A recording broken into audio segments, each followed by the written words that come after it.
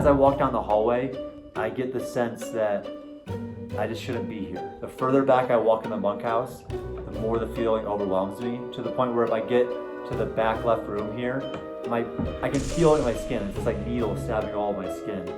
My name is Brent Underwood, and I am quarantining in an abandoned ghost town. I first heard about Cerro Gordo from a friend of mine named Aaron, and for a long time I've had a love of kind of history, historic buildings particularly, and hospitality. And so I was looking for a bigger adventure, so he texted to me almost as a joke saying like, look at this, LOL, I know you're looking for a bigger project. Thought it was amazing. Started reading everything that I could learn about the property, and I think I just immediately became obsessed. We ended up purchasing the property on Friday the 13th, which makes sense for a ghost town. What we're trying to do eventually is allow people to come and stay overnight. So for the past 21 years, Cerro Gordo has a caretaker named Robert. And when the coronavirus hit, Robert wanted to go home to be with his wife. And so I was living in Austin, Texas, and I thought, what better time to spend more time at Cerro Gordo, get to work on these projects that we need to do. So I packed up my truck, thinking that I would be able to go and resupply shortly thereafter. And I drove almost 24 hours straight to get here. We have a 7-mile road leading up here. You go from 2,000 feet in elevation to 8,500 feet in elevation. And the night I arrived in the middle of a huge snowstorm. So my truck didn't even make it all the way into the town. And I was just in this blizzard where I had to walk the rest of the way. And in the morning, the snow was almost over my tires. We had night after night after night of snow. There's no way of getting out. These are roads that are single lane, dirt with switchbacks. And if you make one wrong turn, you're tumbling thousands of feet down. So I was essentially trapped. I've been pretty much surviving on canned goods, tuna, soup, rice, beans. Admittedly, not all the beans are up to date. Some of them are expired, but hey, I'm still standing for now. Knock on wood. We still don't have running water at Cerro Gordo.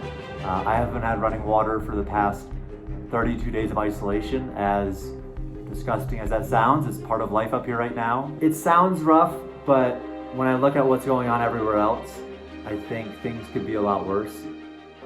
This was a town that was originally established in 1865, and by about 1890, it had close to 5,000 residents. And these were 5,000 miners that spent 12 hours a day underground mining, and then probably a few hours each night here in the saloon. The town was lively. It was the one that law enforcement really wouldn't go to. They expected miners to work out the problems amongst themselves, so that inevitably led to a lot of gunfight. It was so bad that most miners would line their bunk beds with sandbags to stop the stray bullets coming and hitting them in the middle of the night.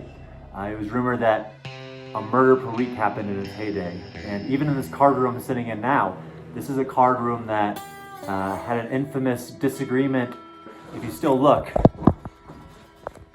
you can still see the bullet hole in the wall. One of the first things people ask you when they hear you own a ghost town is, do you believe in ghosts? And I have to admit, prior to buying Cerro Gordo, I was very firmly in the non-believer category. I had heard the tales. Cerro Gordo has a long and storied history about ghosts. There's famous ghosts here that haunt the saloon. There's 2 children ghosts that apparently live in the closet of the room that I stay in the Belshaw house. One night, I was walking down here after dark, and I came outside the window over here, and I saw the curtain open and the curtain close, and this light above me was on here in the kitchen. And so it didn't freak me out at first because we had contractors up here helping with some projects, and I had just gotten to the property that day. So I thought, oh, no big deal. The contractors are staying in the bunkhouse tonight. So I went back to a different building. I went to sleep for the night. I woke up and I asked Robert, I was like, Robert, how long are the contractors staying in the bunkhouse? And he kind of slowly turned and looked at me and said, they've been gone for 2 weeks. I thought maybe there was a draft, maybe there was an electrical problem. So I got the keys to the bunkhouse. I came down, I turned off the light, I shut the curtain over there very tight, and then I padlocked the door with a lock that only I had the key to. So I was certain that the problem was solved. And then that night, the light in the kitchen right here again was on. And knowing that I had the keys, the only set of keys, and then I turned the light off earlier, it was just something that I couldn't explain. In the past month being here, I just have had more and more things happen that I can't explain. One of the first nights here, I had my wallet, and I stay in the Belshaw house, and my wallet stays in the Belshaw house. There would be no reason for me to bring it anywhere else. And and the saloon was locked. And I remember looking for my wallet, searching like crazy, tearing up the room, my backpack, the truck, this and that. And then finally, a couple of days later, I went to the saloon and my wallet was sitting on the bar in the saloon. And I hadn't been into the saloon. I'm not drinking, I'm not crazy. It's just, I might be a little crazy because I've been up here for 32 days, but at that point in time, I was not crazy. But so far my ghost experiences have been mischief in nature. They haven't been terrorizing, so I'm trying to take it with good spirit, you know. I try not to come into the bunkhouse actually. I definitely only come in here during the day. I won't come in here at night. And as I walk down the hallway, I get the sense that I just shouldn't be here. The further back I walk in the bunkhouse, the more the feeling overwhelms me, to the point where if I get to the back left room here, I can feel it in my skin. It's just like needles stabbing all of my skin. All right, I guess we'll walk down the hallway just because. But this is the hallway. It is not one that I would ever walk down during the evening. But as you get back here, this is the room I definitely do not like being in. So, with that, we'll leave. So I have satellite internet up here, not very fast. I'm not able to stream anything, so I've missed out on all those Netflix phenomenons like Tiger King. You know, I've seen people posting memes on different social media, and I really don't know what you guys are talking about. To pass time, I've been doing things like taking long hikes. I've been exploring a lot of our mines and a lot of our tunnels. You know, there's 30 miles of mines around Cerro Gordo, and so everywhere you look, there's a little place to duck in and look around.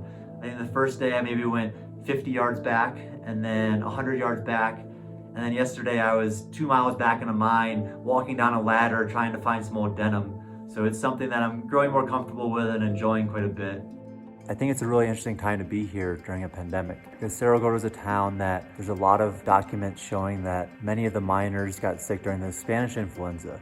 And you know, every night when I go to watch the sunset, I walk by a cemetery that miners are buried there because of the last pandemic. And so to be here during our current pandemic, it just makes you think about your own life. And I think a lot of people are reflecting on that right now. You know, I imagine these miners had their own dreams, ambitions, hopes, and now I walk by them every night. So did they do what they wanted to do? I don't know, but it forces me to ask those questions to myself. And so what are you gonna do with the time you're given? And for me, there's no place else I'd rather be than here at Cerro Gordo. I love it here. I love the challenge of it. I love the beauty. I'm just gonna do everything in my power to try to develop it into what it can become and have some fun along the way.